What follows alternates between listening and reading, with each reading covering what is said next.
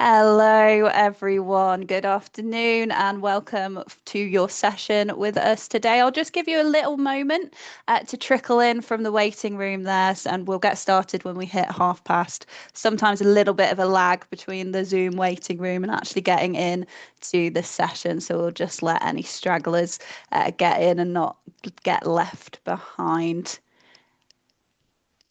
Okay, looks like we've got everybody here. And just a reminder, this session is being recorded. So if for any reason you do need to sort of hop off today, you will get a copy of this recording. So do not worry. So thank you for joining us today, everyone, and welcome to our session on demonstrating ongoing competence and why CPD, of course, still matters. Now, this is particularly in light of the FCA's recent changes. So, as of December last year, to the CPD requirements for insurance distribution. So, essentially, some of those IDD requirements being removed. Now, this session isn't about technical rule interpretation. It's about what that change actually means in practice for firms, for senior managers, for anybody that's accountable for competence and oversight. So, just to give you a little bit of an introduction to your hosts today, my name is Keris Earl. I'm the Digital Learning Manager at Zing365. I'm also one of our senior trainers, and I specialise in compliance, risk, and ESG in relation to the insurance industry. I'm going to be leading today's session, and I'm also joined by John Dodson. He's one of our technical managers at Redmill Advance. He's here to co-host should we get any sort of advisor specific CPD questions later on or throughout the session. But otherwise, I'm going to guide us through today. And I do have a little bit of housekeeping for you. We've got the chat function. We've also got the Q&A function.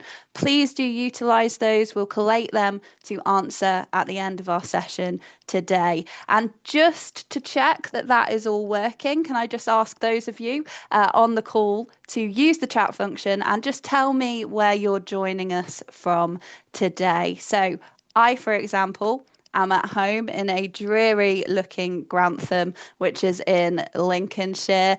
John, where are you joining us from? Yeah, well, it was dreary Edinburgh, but it's brightened up a little bit now. I was hoping to be able to give you tales of Scotland and ice and snow, but the sun has just come out, so I'm in Edinburgh. Beautiful. Thanks, John. So, yeah, please do let us know. Make sure that that's where, oh, sunny Ipswich. So, some of us do have the sun. Fabulous. That's good to know. But, yeah, just send them through. Great to see that's working, and we'll get set in. So, a little bit of an introduction of who we actually are. So, starting off with the Kimrock Group. So, Kimrock is the group behind Zing365 and Redmill Advance, bringing together specialist training brands that support regulated professionals. So, that's across insurance and also financial advice. So, as a group, Kimrock's role is to invest in high quality learning, bringing great people together and making sure that our brands help firms and individuals to stay confident, capable, and also compliant in what we know is an ever changing regulatory landscape. Now, by way of background, Zing365 is a leading provider of holistic CPD and training solutions for the UK insurance sector. Our focus is on delivering sector specific learning that supports that technical competence, that regulatory compliance, and also broader professional skills required in today's regulated environment. And this, of course, includes things like interactive e learning and micro learning, instructor-led training, and also structured knowledge assessments. Redmill Advance operate in the financial advice sector, so they provide support tailored to financial advisors.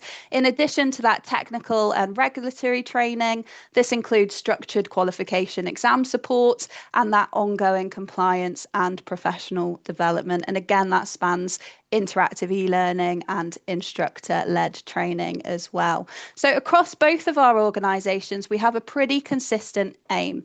It is to equip professionals with the knowledge, skills, and confidence needed to meet not only those regulatory expectations, but to also perform effectively within those roles. So, before we get stuck into the webinar properly today, I have a quick poll for you to get your views, your feelings, and your understandings of what we're actually talking about today. So, this is the CPD change. So, we're using something called Menti here. If you've not utilized that before, you don't have to download anything weird or wonderful on your phone. Excuse me. It is quite an easy interactive polling software. You can just use your phone to scan that QR code. It'll take you straight to our poll, or you can go to menti.com and type in that 8-digit number and it will take you straight there. So I'll give a moment for you to just join that there and we'll get straight on to our poll. As I said, this is just to get a bit of an understanding of where you are in understanding the topic that we're talking about today. So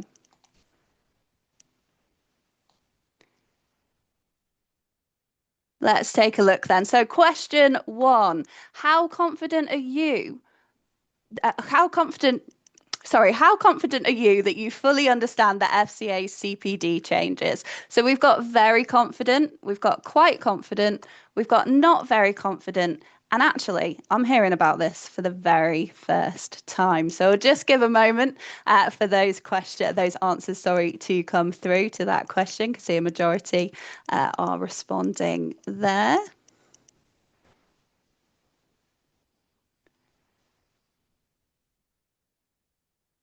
So let's take a look and see how we're doing.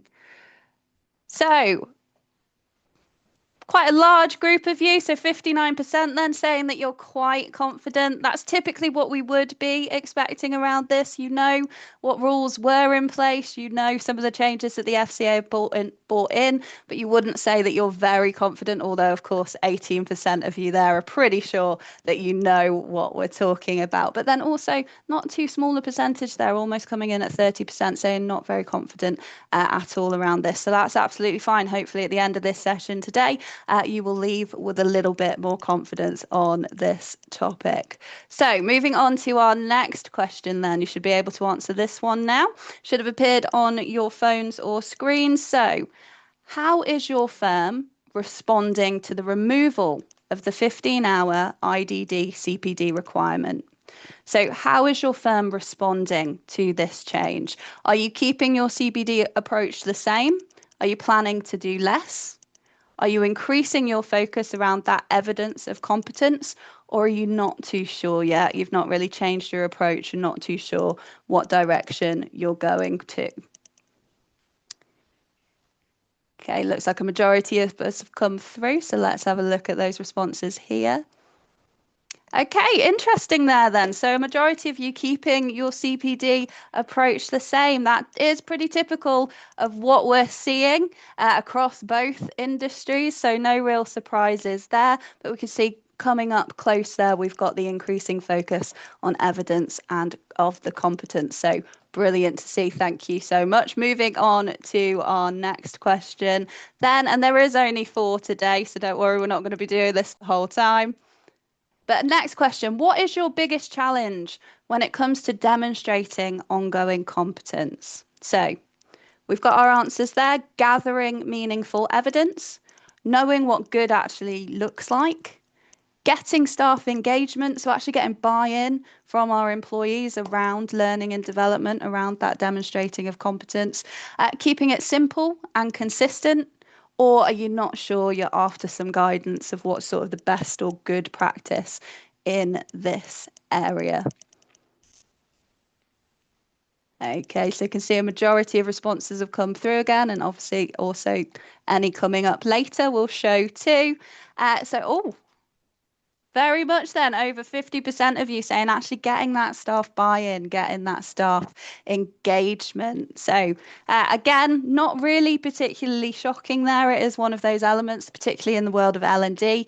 We need to make sure that we do actually get our people understanding why it's so important that they're able to demonstrate that they can do their jobs and do it to that reasonable expectation of what we're after. And of course, can see some more of the answers there there as well. Again, nothing sort of shocking coming through. It's the typical things that we see, that knowing what good actually looks like and how can we keep it simple and consistent. And also, how can we show real evidence that this is working? So these are all things that we will be covering in today's session. And finally, our last question then, and this is, how would you rate the quality of the CPD or competence evidence that your firm currently collects? So we've got strong and meaningful, adequate, but possibly be better. It's a bit too generic, so I've called that box ticky. It seems to be doing what we may be after, but not everything we need it to. It's a bit inconsistent across our teams, so we're lacking that level of consistency. Or again, if you're not too sure, that is absolutely fine. So let's take a look at those responses.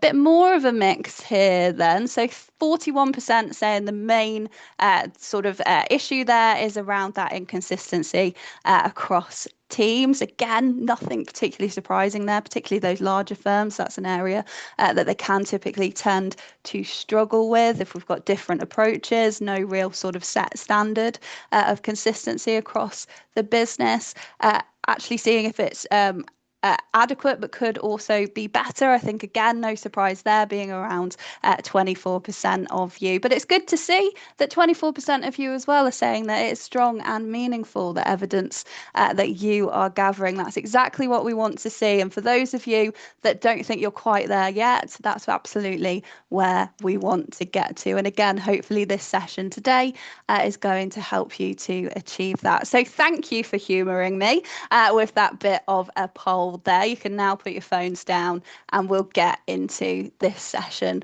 proper. So what are we talking about today? It is, of course, that CPD change. Now, as of the FCA's policy statement, that was PS 25-21, it was published on the 9th of December last year. Amongst a number of other changes, the regulator removed the prescriptive minimum 15-hour annual CPD requirement for some insurance distribution roles. So that was what was previously set by the IDD.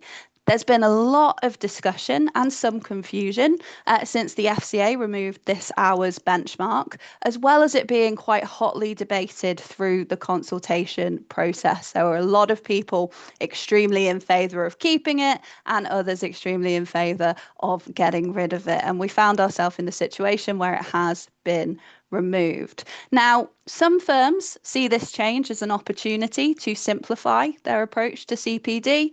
Others are not too sure what replaces a clear numerical benchmark.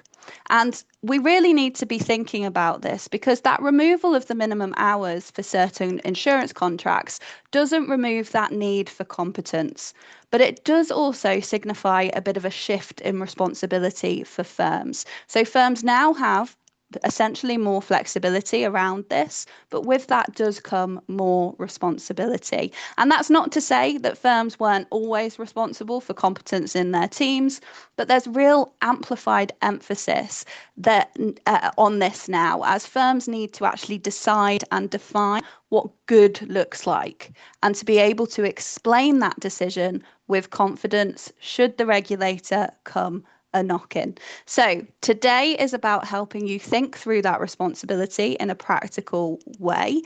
So that flexibility has increased, but that scrutiny has not reduced. And that's a key point that we're going to be looking at as we go through this session today. So thinking about this regulatory change actually in context then. So what has the FCA actually changed? We've touched on this a little bit. It's the removal of that mandatory minimum 15-hour CPD requirement and the mandatory IDD topics for general insurance and pure protection contracts. Now, these mandatory topics are now considered guidance in this realm rather than regulatory requirements. And we're going to look at that in a little bit more detail on the next slide. But it's important to recognise why the FCA has actually made this change. It didn't come out of nowhere. They're doing a lot of work at the moment. We keep hearing about this simplification of rules. They want to increase flexibility for firms. They want to make sure that the rules and requirements are actually a bit more proportionate, dependent on the size, the risk that the firm and the market in which it operates actually presents. So this change didn't happen in isolation. It actually sits alongside a much broader shift away from just prescriptive rules and towards that more outcomes-based expectation. And that's all in alignment with the wider regulatory direction that's been set by the Consumer Duty over the last couple of years. So what this means in practice is that it isn't deregulation. That's a term that gets thrown around quite a lot when the FCA are talking about simplification of their rules, because firms still do absolutely need strong oversight on this topic. It's just a greater emphasis on a firm's judgment, the evidence of the decisions that they're making in relation to training and competence, and also justification and rationale for that reasoning. So the expectation is demonstrating competence, not just hours. It's ensuring that people that are undertaking regulated activity are competent, they're able to make those sound judgments, and they're consistently delivering those good outcomes to all of their clients and customers. And that's very much the mindset that is key to understanding how we should be approaching CPD. So we've touched there a little bit on what's changed, and it's also really important to recognize what hasn't, because there is a bit of a misinterpretation across some firms. There is a bit of a lack of understanding of what has actually changed and what hasn't. So just to cover that off on this next slide. So if there is any sort of uncertainty, hopefully this clears this up for you so you don't run the risk of falling foul of the regulator. So key message, the FCA have not lowered their expectations. It has just made some amendments to how firms should be meeting them. So we've got that removal of the 15 hours we've already touched on. Also that removal of some of the mandated topics that are listed for insurance distributors. Again, that's general insurance and pure protection. These topics are now guidance and should be tailored to roles and responsibilities. So this is where that proportionality and flexibility and relevant CPD really come into play. So firms need to remember that they've got to define what CPD looks like in their business in relation to roles, risks, how much is actually appropriate for individuals, what are they doing, how much is relevant for them now, and how that competence is actually maintained and evidenced outside of just having those hours logged. So what hasn't actually changed then? Well, that requirement to ensure ongoing competence is still very much there. The expectation to evidence that competence with clear records, with clear MI for reporting data is still absolutely there. And we, of course, still have accountability under wider rules, expectations, and regulations. So the competent employees rule still absolutely applies. The good repute requirements still apply. The Consumer Duty, of course, has strengthened expectations around competence, judgment, and professional standards as well. And that includes ensuring staff are trained, they're capable and able to actually deliver those good outcomes to our retail customers. The training and competence sourcebook requirements are still in application. Senior management and certification regime and the individual conduct rules, as well as the senior management conduct rules, still also absolutely apply.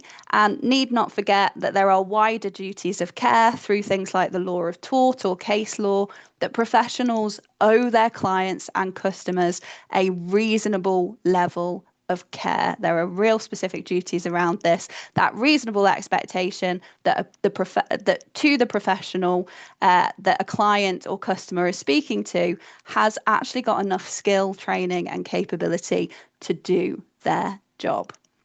So, and of course, as we'll touch on, some roles and professional body standards still require minimum hours of CPD. So it's not disappeared for absolutely everyone, which can add in another layer of complexity and misinterpretation around this topic.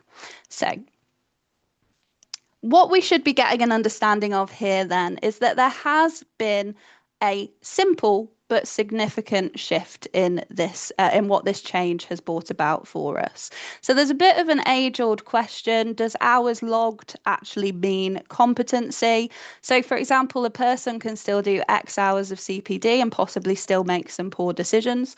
Another individual may do fewer hours but show excellent judgment and behaviors. So it's about actually recognizing that we should be looking at how the competence is actually demonstrated. Are we able to evidence that that person is actually hitting those four core aspects of what we would deem a competent individual in their role?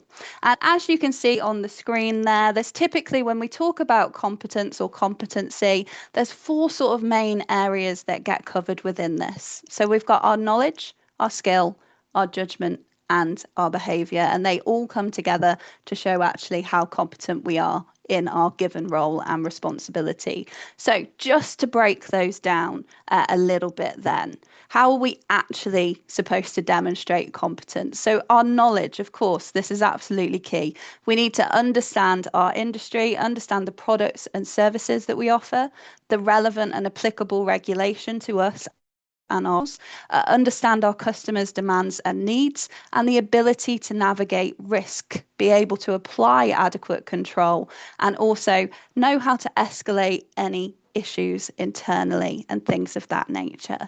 Now, skills is more about our ability. So, this is to explain things. So, products, services, the processes that we have in place, the T's and C's of our products and services, what our role actually is if we need to do so to our clients so they understand. And it is a real skill to break down complex financial instruments, definitions, considerations to what can essentially be lay people in a way that they understand. Now, part of that ability as well is the ability to assess. So that's things like affordability, the suitability of products, the levels of understanding, if there's any characteristics of vulnerability that we need to be aware of, and any changes that we need to make in relation to that.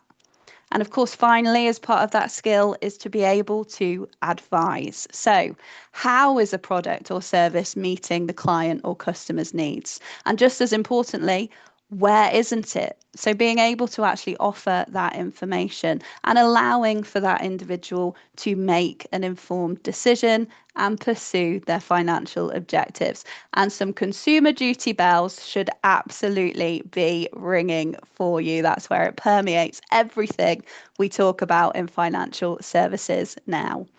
Then moving on to that judgment piece, then that's about actually making sound decisions. And that's particularly when we're under pressure. And we do need that learning and development, that experience to be able to do so.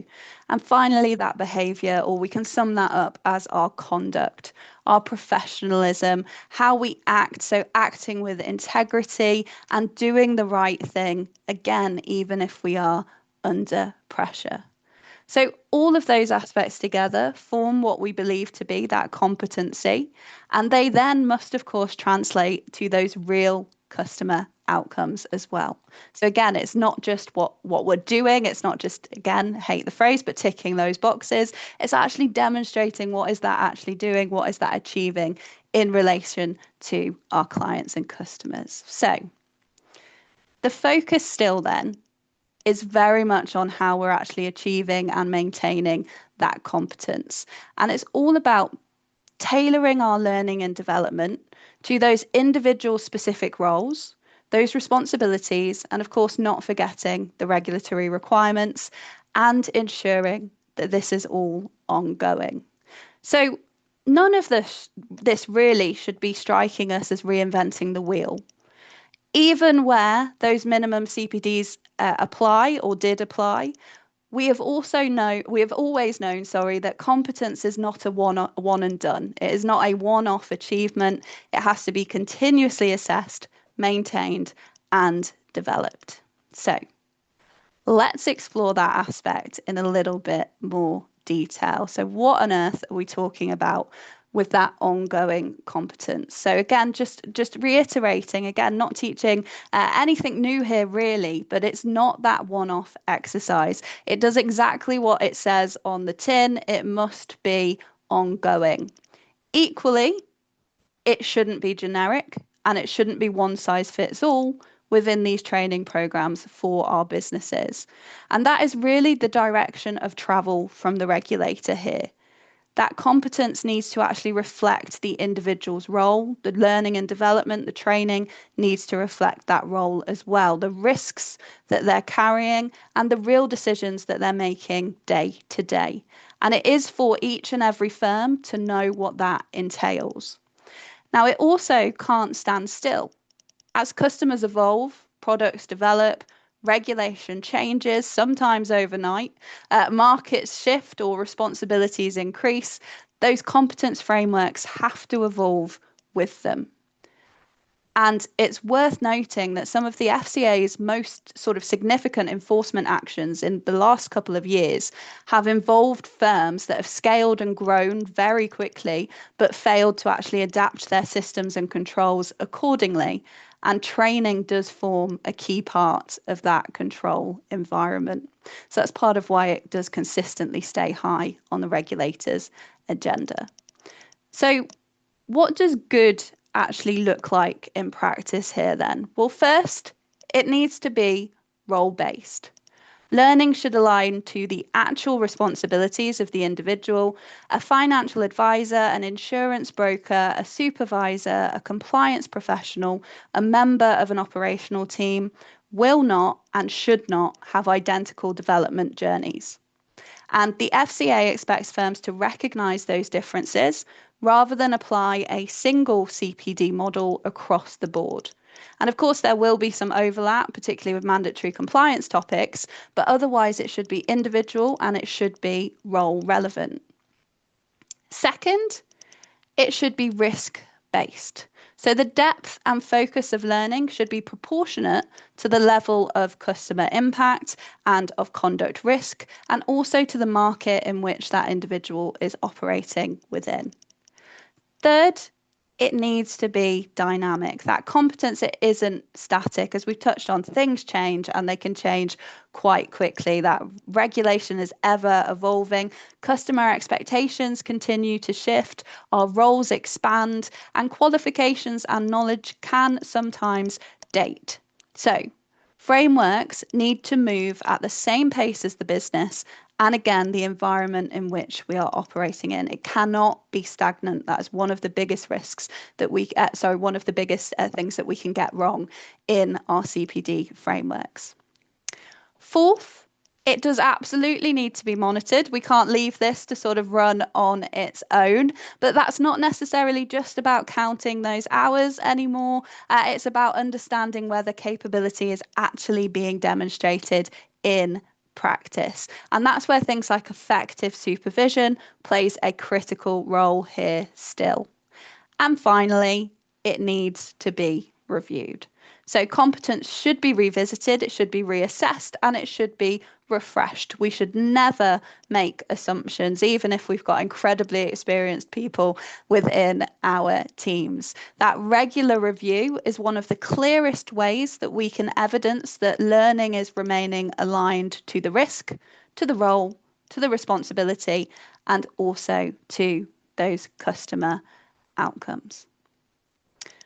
So it's really important to remember as well that this is of a benefit to getting this sort of right, making sure we're using good practice here, doing better CPD, because it benefits absolutely everyone.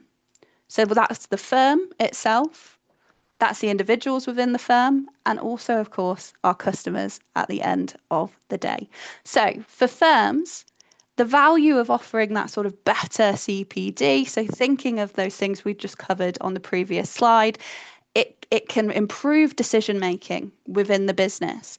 It can reduce conduct and compliance risk because there's more of an understanding of not only the regulation, but what it actually means to that individual and their day-to-day role.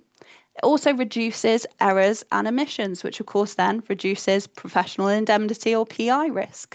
There's greater confidence and consistency as well. So, especially in those customer impacting roles, which of course has knock on impacts for good outcomes for clients and customers. And also, we could think about that better retention of people as well. So, actually, within our business, retaining that talent because people feel supported, they feel invested in, and they also feel able to grow.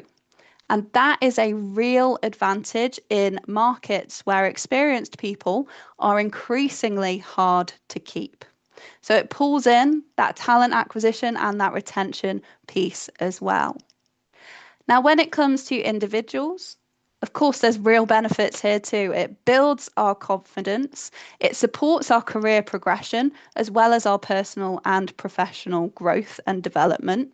It makes people more effective and trusted in their roles, and it helps them to navigate complex or high pressure situations as we're sort of continuously building upon that foundational knowledge and experience. And that's where, in particular, scenario based training and learning is particularly impactful here too.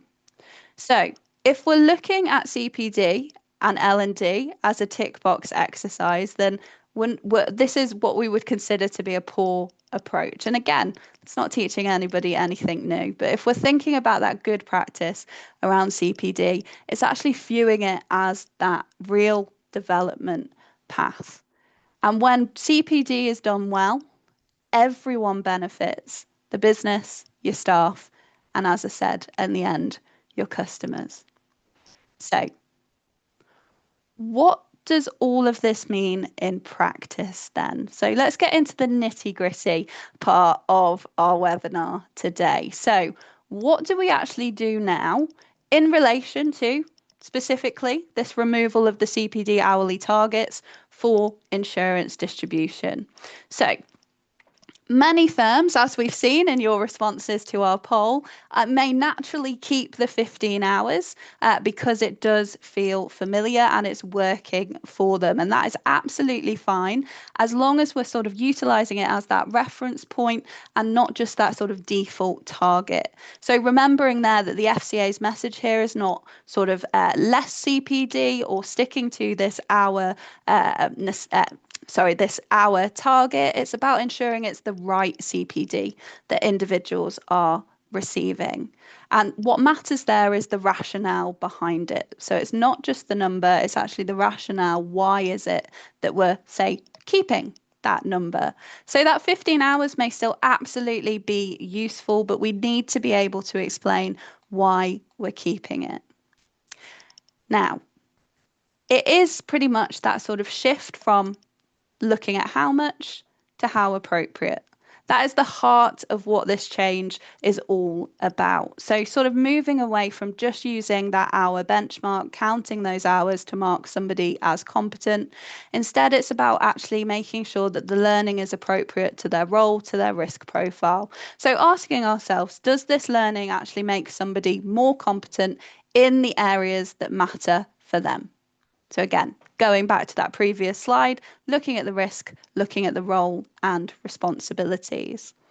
So in reflection of this, there are certain things that we can consider when we're sort of setting our CPD expectations or if we're making changes here. And there can be quite a simple practical structure to this. So again, thinking about the roles of individuals, look at the responsibilities, look at the complexity, consider the seniority of those roles as well. Also think about whether there is requirements for things like qualifications and things of that nature as well, because again, not everybody in a firm may require those exact same quals.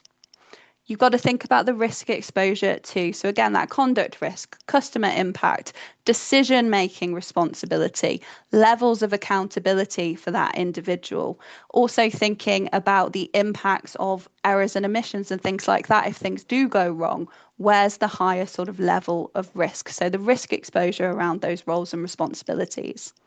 Again, thinking about that dynamic point, if there's any change activity, that absolutely has to be included in our competency framework planning. So, is there any sort of new regulations, new products and services, any changes within the business, any changes within the market? We also need to be considering any other sort of emerging risks as well.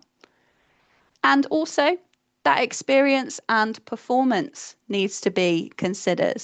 So, new starters likely going to need a lot more structure, especially if, say, they're completely new to the industry. They're likely going to need a lot more sort of intense onboarding and training, and that's going to change as they become more experienced. So, experienced staff may need less volume of learning and development, but higher value learning instead. It could be that we're raising up from that intro to that intermediate into that more sort of realm of advanced training as well. And another consideration, it's not just about the existing role currently, is also does that person require or want some wider development? So, from a growth perspective, we should be thinking about where does this employee also want to get to? So, it's almost that performance management aspect as well. How can we help them to develop into new areas, to new specializations, and what can we do to support them in achieving those goals?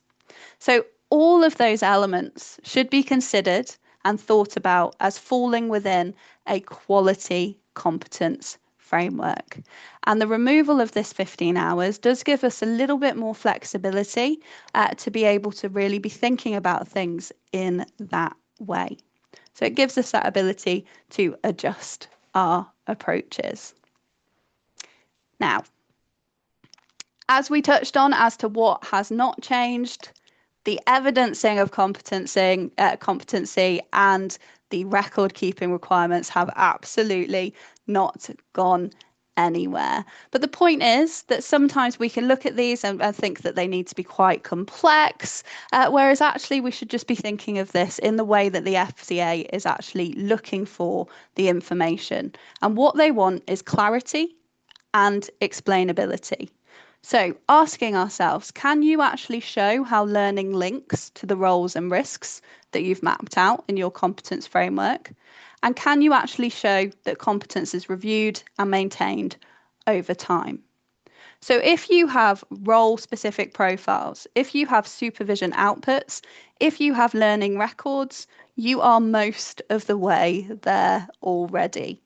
So, it's just recognizing what the FCA have been very clear about here, what they want to see, that clear rationale. So, if we are keeping the 15 hours, have we got a clear argument as to why we've done that? And it's still a core part of our competence approach. Are we still evidencing that this aligns to the roles, the customer conduct risk, whatever it may be?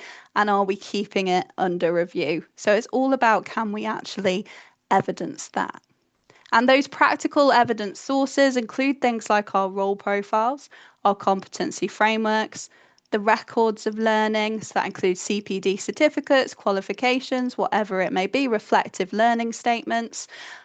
Do we have those supervision outputs, things like manager feedback? So bringing again sort of that performance management aspect in, and also those assessments, those quality assurance reviews as well, utilizing all of that good evidence to really show that our staff are absolutely competent, and we can evident if we were to be asked by the regulator, we had a way of showing them that this is absolutely the case. So thinking about that with clarity and making sure that it's actually something that's explainable. So that explainability of evidence is incredibly crucial here. And just to show a way of by example of how we can sort of be keeping track of CPD as part of this evidencing of ongoing competence. Just as an example, both Redmill and Zing have a CPD tool that brings everything together in one place. That's CPD completed in the portal, that's added automatically, and learners can record any external CPD too. So there's flexibilities as well. Firms can set their own hours for staff or allow each learner to set their own plan, whatever their approach is. But most importantly, it's just an example of where the learner and the manager and the team has sight of their records. And the firm can also pull and run reports. So, a way to be evidencing that competency. Harris, I just wanted to ask a question because there's one that's come into the chat here, and I Mhm. wonder if it's anything that we can shed some light on here or whether you want to save it to the end. Do you have any recommendations slash thoughts on evidencing competence in a business if a business doesn't have formal role competency framework, is the question that's been asked. Okay, So, no, yeah. no problem at all. So I'll take you back to just the previous slide there. These elements that are listed on the screen will be ways that you can evidence that. So the learning records, you should still have logs of what learning has been undertaken. If there has been any assessments, quizzes, anything of that nature, that should be logged in relation to that particular individual as well. So records that they've done that training. If they have got are undertaking courses or learning that comes with CPD certificates or qualifications, saving these into whatever your sort of HR portal may be or your performance management portal. You can utilize that as evidence as well. Of course, also looking at, say, things like your onboarding processes, you're likely going to have their sort of supervision and feedback. So, developing that into our experienced members of staff as well. So making sure it's included in performance reviews, QA reviews, file reviews, all of those good things can absolutely still be utilized as that evidence. Brilliant. Yeah, I was thinking as well that even if there isn't a competency framework there, there's usually a role profile which has got activities within it and measuring sort of unofficially competence against those role activities can be a really useful sort of way of progressing that, can't it? Yeah, absolutely. And that's actually what the FCA say is the best practice to do as part of even just developing those competency frameworks in the first place. So, yeah, absolutely. Okay, thank you for sending that question through. So, just before we wrap up and actually move on to our Q&A section today, so if you have got any more questions for us, please absolutely do feed them through. John and I will do our best to field those. But just before we get there, it's really important to clarify one final point. There are still wider CPD standards that apply. I don't want you leaving today thinking that absolutely there's no hours we need to do and there's no other rules that need to be complied with. That removal of the 15 hours applies specifically to general insurance and pure protection contracts. So these are those long-term insurance products that are not investment based and also not long-term care contracts. For investment-based insurance products and long-term care, the 15-hour requirement and included mandated topic areas still remains firmly in place. That is still a regulatory requirement. For financial advisors, the FCA's 35 hours still applies, 21 of those being structured. It's also important to remember that the FCA change doesn't override other professional body standards as well. So our CII members or chartered brokers continue to require 35 hours of CPD annually. Again, that structured learning expectation of 21 hours. And other professional bodies also set their own minimums. So, for instance, for compliance professionals, if they've got ICA membership, they've got to be 35 hours still. For health and safety professionals, IOSH members still got to be 30 hours. So it doesn't override those requirements at all. And they need to be a consideration for your competency frameworks or how you're approaching that as well. So essentially, in practice, firms need to manage sort of four elements together here. You've got to first think about the regulatory expectations. So being aware of where fixed hours and mandated topics may still apply, while also, of course, having consideration of other mandatory annual training in sort of the wider compliance areas like vulnerable customers, fin crime, anti-money laundering, data protection, all of those things still remain very firmly in place. You've got to also be thinking about those professional body requirements like the CII. And finally, that internal competence as well. So whether you've got a formal or an informal framework, that should underpin how you are sort of evidencing that capability. So taking all those things together should help you ensure that you've got a consistent, a proportionate, and an evidenced approach to competence within your firm.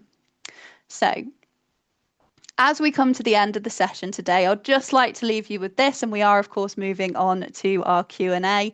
This change isn't about doing less CPD. It's about making sure that we're doing the best and better CPD.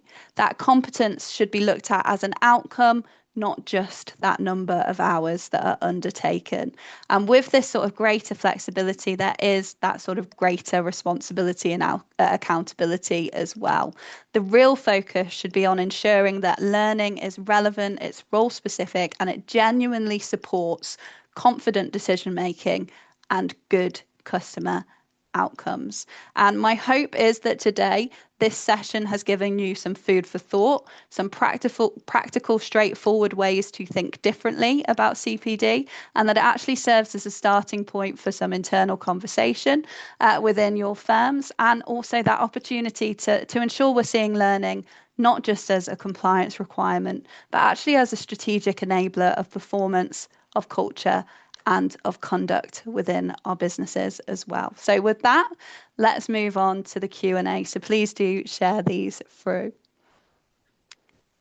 It looks like we've got one come in, Keris, which is, do Zing and Redmill offer assessment tools? I'll throw that one back to you. No problem at all. So I can speak on behalf of Zing. So as part of assessment, we do offer that within, say, our e-learning and our ILT training that we offer. So we've got quizzes and things of that nature that test the knowledge from the, say, e-learning or the in-person session to show that actually it's been retained. And that's where you do then get your record of that CPD. We do hope in the future to be developing more sort of role specific tools and things of that nature around sort of competence as well. Yeah, from a Redmill perspective, I would say absolutely yes. We have got a lot of CPD available for varying different roles, lots of assessment tools. I mean, I think virtually every bit of CPD we've got has got an assessment attached to it in some way. So yeah, it's fully integrated CPD tool, and we're working with people right now and covering a range of roles, a range of different learning needs. So yeah, I can answer in the positive as well to that one, Keris. Yeah, so essentially watch this space, I think is what John and I Oh, are saying. absolutely. Are there any more questions here? I often think if there's not too many coming through, it's you're there digesting the information that has been passed on to you. But if you do have any questions, even if it's after the session today, you'll see on this. Oh, I can see one has just come through now. Got another one popped in. So, how are you seeing your clients responding to this? Industry events I have been for London market firms suggest that there is hesitance to withdraw the 15 hours in case there is any future snapback of the requirements and the difficulty in messaging to the business. So, I will answer this from a perspective of Zing's clients, so Sure. within insurance. So a bit of a mix of a response, to be honest. I would say majority keeping the 15-hour standard, approaching with that just level of flexibility now that the sort of mandated topics are there now just as guidance. So instead of that sort of blanket approach that everybody that classed as a relevant employee had to do 8 topics of training every year, instead sort of approaching that with a bit more flexibility. But I would say there is sort of a general consensus of keeping that 15, and I think you're exactly on the ball there, that there is a bit of a hesitance of could it potentially come back in the future, in which case we've made a big change and then we need to do the same again. But again, kind of just looking at it more as that 15-hour minimum isn't just that target. It should instead just be utilized as a way for us to be benchmarking that CPD. Yeah, speaking from our side as well, I think the majority of our clients have asked to sort of leave it in place, particularly with our CPD tool as well, just because I think there's more familiarity with it. So they've been using it for a while, collating data in that way, and it just seems like the easiest way for them to progress. But I guess the good thing about it is it has stopped people kind of just thinking about hours and started to think about quality of CPD, where CPD should come from. And I always think, but particularly in financial advice world, it's what would benefit my clients and customers for me to develop in as well. So there's been a bit more thought about that. But if I'm brutally honest, I think the vast majority of our clients thus far are leaving that sort of measure in place just for ease, familiarity, and sort of at least for the next year. And then I think maybe there might be a bit more of a slow uptake and a bit more of a change to that maybe as we go down the line 12 months away from here, potentially, I guess. Yeah, absolutely. I agree. I think it's a bit of a tends to be the way things, again, speaking from the insurance side of things, but I can't imagine it's very different from your world, John. Almost waiting to see what happens, what are other firms doing, so then we can see if it works for them, then maybe we'll take the step to do it as well. So I think hesitance is a good word to use there. Yeah, and there's firms that have found it quite useful as well. I mean, when it came in, it was a shock, and it brought in, particularly in the world of financial services, we had financial advisors who are, comfortable with doing 35 hours. They just needed to attribute 15 to this. But it's the way it brought in other roles as well. So it brought Yeah. in paraplanners for us, or anyone involved in that sort of that the process of dealing with relevant products. So in those sort of roles, we'll probably see a bit more change than we would maybe in the advice roles. But in terms of a monitoring perspective, as I say, the shift is slow, is probably the kindest way to say it. Absolutely. Thank you, John. And thank you for that question. What I'll do, we have got 10 minutes left. If you are busy typing away, we will absolutely answer the question. But what you can see now on your screen is ways to contact us. So if you do have any questions, if you take this information away and you digest it and you come back with some different questions, then please do absolutely contact us by these means and we will come back to you with those answers. Just so you know as well, those QR codes, they don't take you anywhere weird or wonderful. They take you to our website. So you've got the one there for us at Zing and for there also for us at Redmill. So I just want to thank you for joining us today. Thank you for sending your questions through. And I hope you have an absolutely brilliant rest of your day and going into the weekend as well. Thank you so much for joining me, John. It's been a pleasure. And I'll see everyone again next time. Thank you so much. Thank you, guys. Take care, everyone. Goodbye.